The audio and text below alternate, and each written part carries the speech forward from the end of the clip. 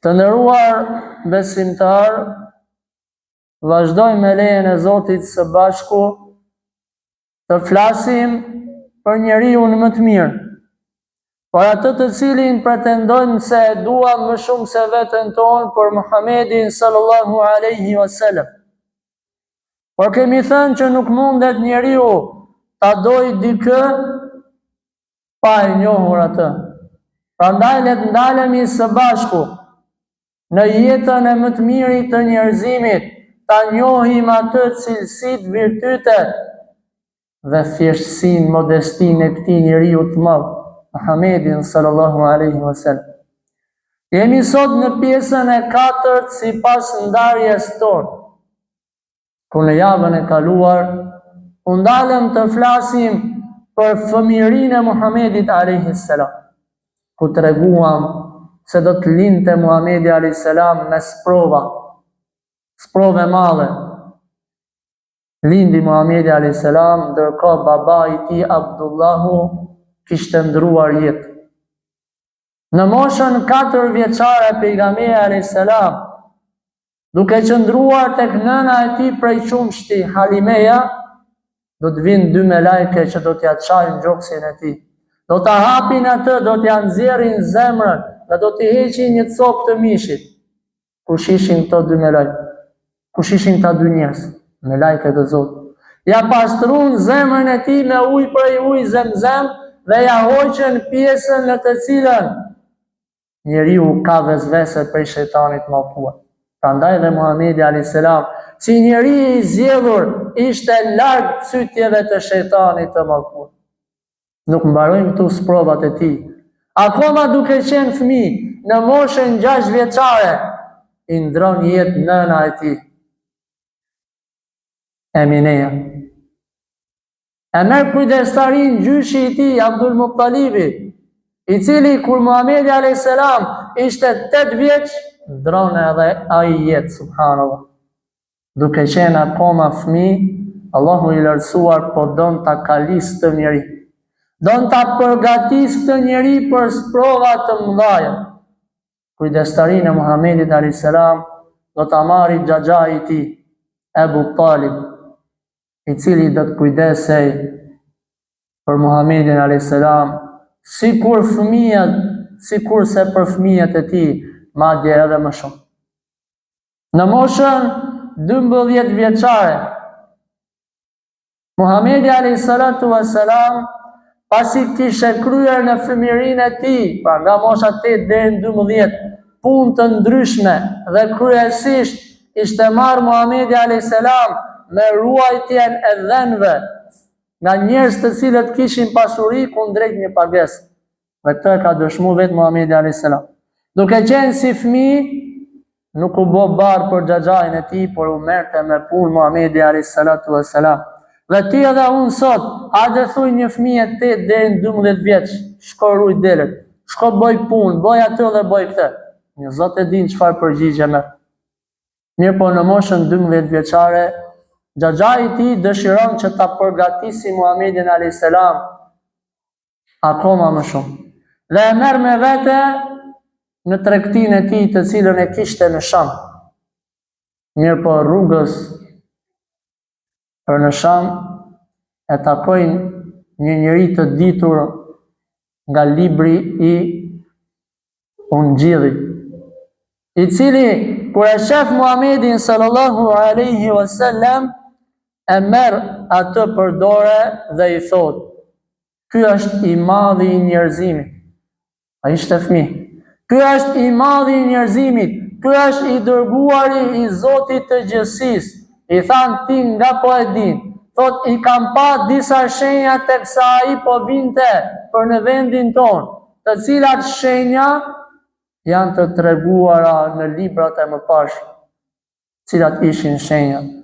Gjatë rrugës Muhamedin a.s. e shoqëronte një re e cila i bënte atij hije.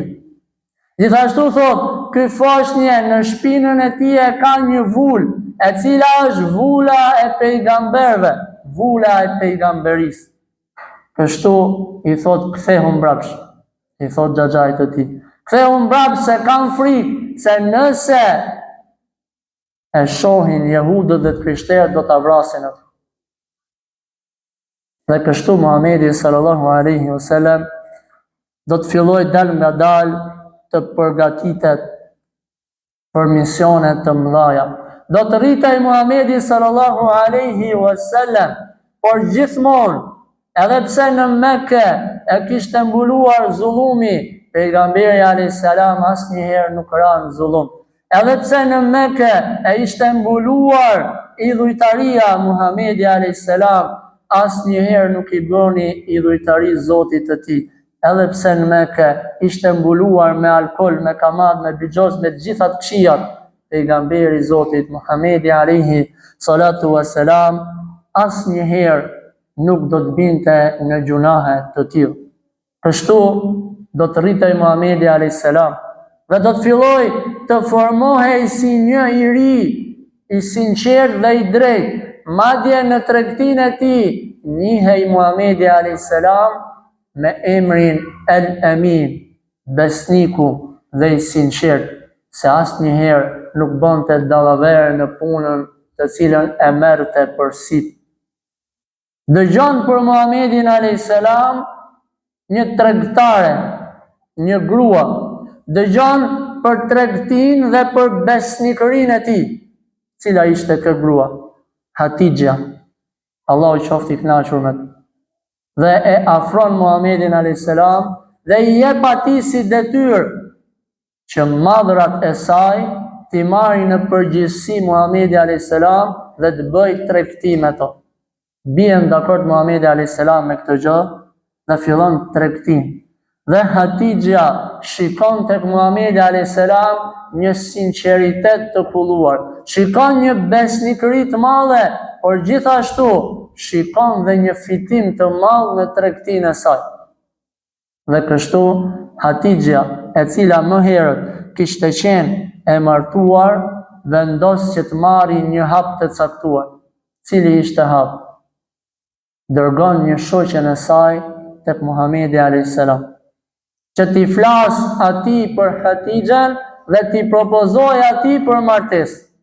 Ishte Hatixha e cila pa tek Muhamedi alayhis salam, tek ky i ri, virtyte të cilat nuk ishin tek njerëzit e tjerë në mesin e Mekës, se shumë të tjerë kishin kërkuar që të martohen me Hatixhan, se ishte grua biznesmen, ishte grua me autoritet Mekë, mirë po s'kishte pranuar.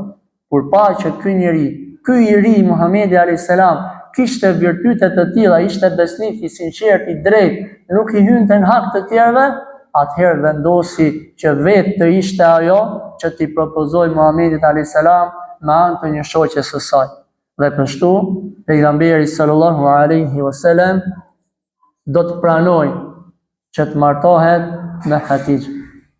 Në këtë kohë pejgamberi alayhis salam ishte në moshën 25 vjeçare. Në moshën 25 vjeçare, pejgamberi alayhis salam Muhamedi sallallahu alaihi wasallam vendos që të martohet me këtë gru të cilës i kishte ndru jetë bashkëshorti i saj. Po Hatixha, në cilën mosh ishte? Shumica e njerëzve e din që Hatixha ka qenë në moshën 40 vjeçare. Ky është një prej transmetimeve të treguara nga historianët e ndryshëm.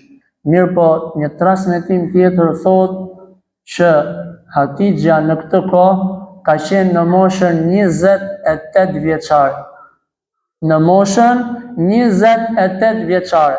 Në fakt të dyja transmetimet janë të dobta dhe Allahu e din më së miri. Por nëse ne shkojmë nga ana logjike, megjithëse ne më shumë shkojmë nga ana argumenteve, nëse ajo ka qenë në moshën 40 vjeçare, atëherë duket e pamundur ajo që ketë pasardhës kaq shumë sa kishte me Muhamedin alayhis salam. Sa fëmijë kishte Hatixha me pejgamberin alayhis salam? Pejgamberi sallallahu alaihi wasallam me Hatixhan i kishte 6 fëmijë. 6 fëmijë i kishte Muhamedi alayhis salam. Ti edhe unë i din fëmijët e artistave, futbollistave, sa ka, sa s'ka, me qa merre. Por fëmijët e pejgamberit alayhis salam, nëse ju pyes, zorë se dalim deri në fund, me numrin e tyre dhe me emrat e tyre. I kishte Muhamedi a.s. me Hatixhen 6 fëmijë, 2 djem dhe 4 vajza, dhe një djalë tjetër e ka pejgamberi a.s. me një grua që do të vijë më vonë. 2 djem ishin Kasimi dhe Abdullahu, ndërsa vajzat ishin Zeynep, Ruqia, Kulthum dhe Fatime, fëmia i fund. Këto ishin 6 fëmijët e pejgamberit sallallahu alaihi wasallam me gruan e tij me Hatixhen radiallahu anha. Në moshën 35 vjeçare, pejgamberi sallallahu alaihi wasallam do të marri pjesë në një ngjarje të madhe e cila ndodhi në Mekë në atë kohë. Për shkak të rreshjeve të shumta dhe të një rrebeshi të madh, Qabja u prishën murët e Qabës dhe u rënuan. Atëherë, banorët e Mekës vendosin që të mbledhin pasuri për një kujdes i veçantë. Vendosën të mbledhin pasuri, por atë vetëm halal. Edhe ata, edhe pse ishin idhujtar dhe nuk e adhuronin Allahun, kishin kujdes që muret e shtëpisë së shenjtë Qabes së bekuar t'i ndërtonin me pasuri halal. Mos sjellni dikush pasurin nga kamata, mos sjell dikush pasurin nga bixhozi, nga mashtrimi, nga rrena, dhe mos sjellni dikush pasuri nga shitja e alkoolit e kështu me radhë. Të mblidhet vetëm pasuria halal. Pasi e mblodhën pasurinë, filluan rindërtimin e mureve të Qabës. Mirë po, vjen një çast ku do të vendoset në muret e Qabës guri i zi. Një gur i cili, thot pejgamberi alayhis salam, ka ardhur nga xheneti, i cili ka qenë i ballë si qumshti, por me kalimin e kohës është nxirr, thot, nga gjunahet e bijve të Adit. Vjen çasti që të vendosin gurin e zi. Cili do ta vendos gurin e zi? Kush do ta ketë privilegjin me e marr gurin e zi, gur prej xheneti, me e vendos në vendin e tij? Se cili prej kryetarëve të fisëve thonte, ne jemi meritorët ta vendosim gurin. Të tjerë thonin, ne jemi meritorë. Atëherë erdhën në një përfundim. Cili ishte përfundimi? Thanë, ai njeri i cili do të futet i pari nga rrugica e Mekës për në Qabe, ati do t'i takoj vendimi se çfarë do të bëj. Kur shohin, po vjen një njeri. Teksa afrohet ky njeri, fillojnë të hulumtojnë kush është ky njeri. Afrohet ky njeri dhe kur e shohin, të gjithë të gëzuar dhe të lumtur. Shohin një njeri i cili vjen, dhe ky njeri ishte Muhamedi alayhi salatu wassalam, dhe të gjithë gëzohen dhe thonë, es-sadiqul amin, po vjen besniku dhe i sinqerti. Tamam, pra këti takon dhe ky mund ta marrë vendimin e duhur se kush do ta vendos gurin e zi në vendin e tij. Afrohet Muhamedi sallallahu alaihi wasallam dhe e pyesin dhe i tregojnë për çështjen, dhe Muhamedi alayhis salam ju sjell një ide që s'ju kishte shku ndërmend më herë. Cila ishte ideja? Do ta marrin një copë. Do ta marrin një copë dhe do ta shtrojnë atë në tokë. Pastaj do ta marrin gurin, do ta vendosin mbi këtë copë. Dhe të gjithë krerët e fisëve do t'i kapin copën në secilën anë të saj, dhe kështu të gjithë njerëzit do të jenë të lumtur dhe të gëzuar dhe të kënaqur se do të marrin pjesë në vendosjen e këtij guri i cili ka zbritur nga xheneti. E tillë ishte gjendja dhe e tillë ishte situata. Pejgamberi sallallahu alaihi wasallam do të fillojnë të ndodhin disa mrekulli të ndryshme. Mrekulli të cilat janë paraprit për diçka të madhe. Cilat ishin mrekullit? Fillon Muhamedi alayhis salam që të shikoj ëndra. Ëndra të cilat i shikonte natën dhe i ndodhin në realitet ditën. pa filloj të shikoj disa ëndra të cilat do t'i ndodhin dhe do t'i pasqyrohen. Dhe ëndrat e profetëve janë ëndrat vërteta, janë ëndrat të cilat dalin në realitet. Por gjithashtu, Muhamedi a.s. si një mrekulli do të fillojnë gurët, por edhe pemët t'i japin selam Muhamedit a.s. Sa herë kalonte, thot Muhamedi a.s. unë i di disa gurë në Mekë, të cilët kur unë kaloja më thonin, Assalamu alaikum, ja Rasulullah, pasha qof mbi ty, oj dërgumi Zot.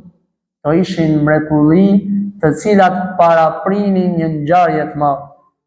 Prej veçorive të Muhamedit alayhi salatu wassalam ishte se para se të mbushte 40 vjeç, filloi të bëjë një lloj shpërngulje nga vendi i tij. Për disa ditë dhe disa net me radhë, pejgamberi alayhis salam largohej nga Mekka dhe ngjitej në një kodër. Ngjitej pejgamberi sallallahu alaihi wasallam në një kodër apo në një shpellë të quajtur shpella Hira dhe vetmohej aty. Pse vallë?